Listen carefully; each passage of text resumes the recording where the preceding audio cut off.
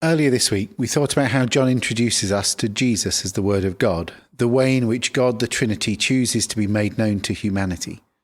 In his Gospel, he unpacks that to show us that Jesus is God's love sounding in the language of mankind, God's message of love written in flesh.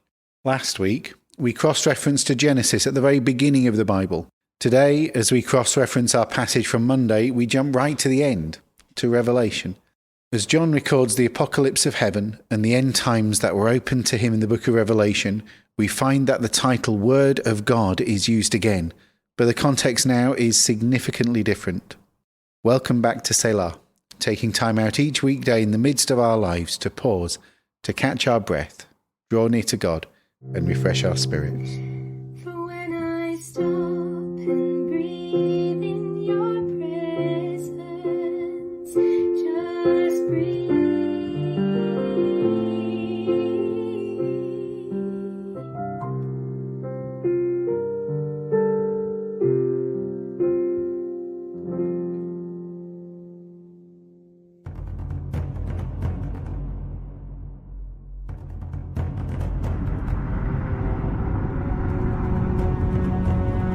Then I saw the heavens opened, and there was a white horse. Its rider was called Faithful and True. He judges and wages war in righteousness. His eyes were like a fiery flame, and on his head were many diadems. He had a name inscribed that no one knows except himself. He wore a cloak that had been dipped in blood, and his name was called the Word of God. The armies of heaven followed him, mounted on white horses and wearing clean white linen. Out of his mouth came a sharp sword to strike the nations. He will rule them with an iron rod, and he himself will tread out in the winepress the wine of the fury and wrath of God the Almighty. He has a name written on his cloak and on his thigh, King of Kings and Lord of Lords.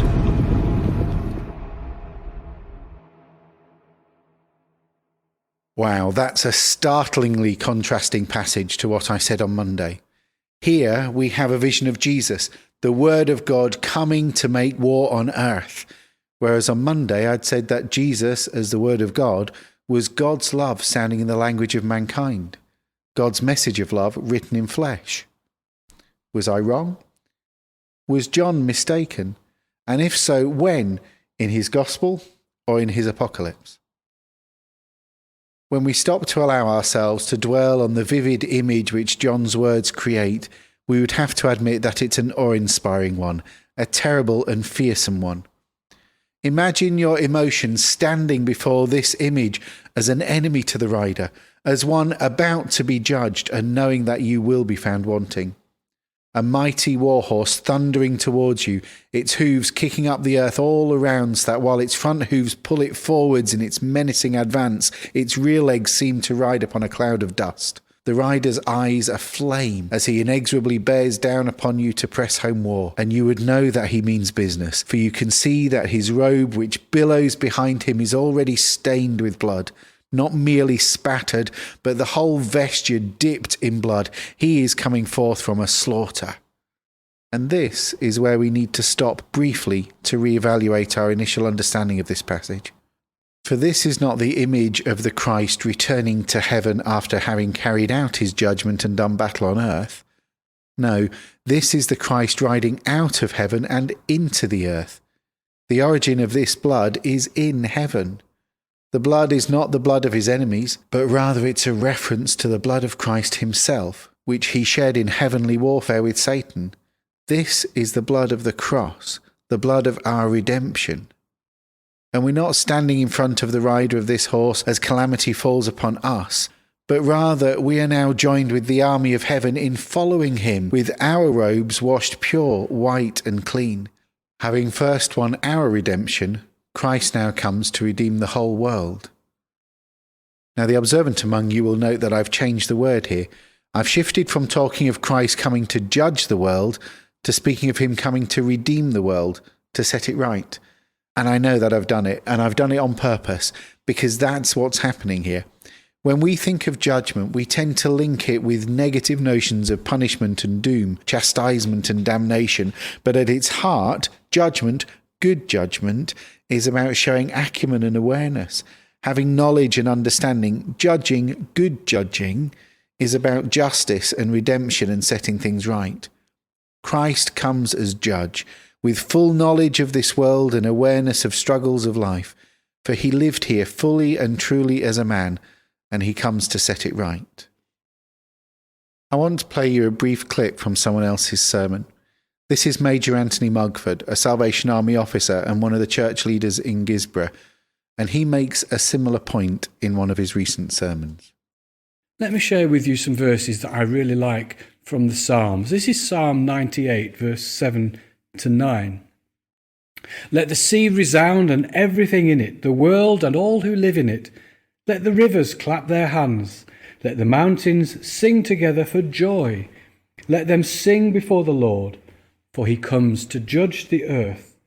He will judge the world in righteousness and the peoples with equity. Now, it does speak about judgment. God is coming to judge the world, and some people might say, oh, that's the end of the world. But it says here that there will be joy. In poetic language, the sea and the rivers and the mountains will clap and sing. Why? Well, it's certainly not because it's bad news. It's because God is coming to judge the world. Now, it doesn't sound like the end of the world to me, not with all that joy.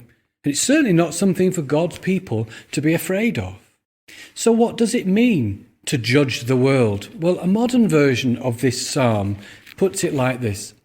Let the sea and its fish give a round of applause, with everything living on earth joining in. Let the ocean breakers call out encore, and mountains harmonize the finale. A tribute to God when he comes to set the earth right. He will straighten out the whole world. He'll put the world right and everything in it.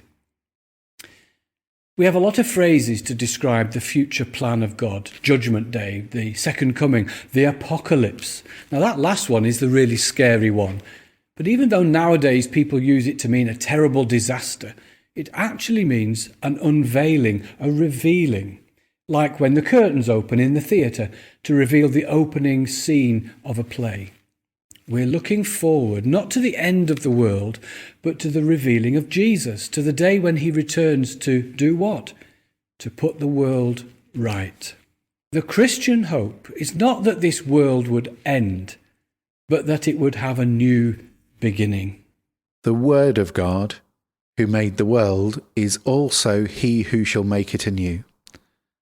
As I said on Monday, that Jesus, as the Word of God, was God's love sounding in the language of mankind, God's message of love written in flesh, so too is he here, coming to wage war against all that is wrong in the world, setting it right in love, and bringing in his heavenly kingdom. We close with the Prayer of Amos. O Lord our God, let justice roll down like waters, and righteousness like an ever-flowing stream.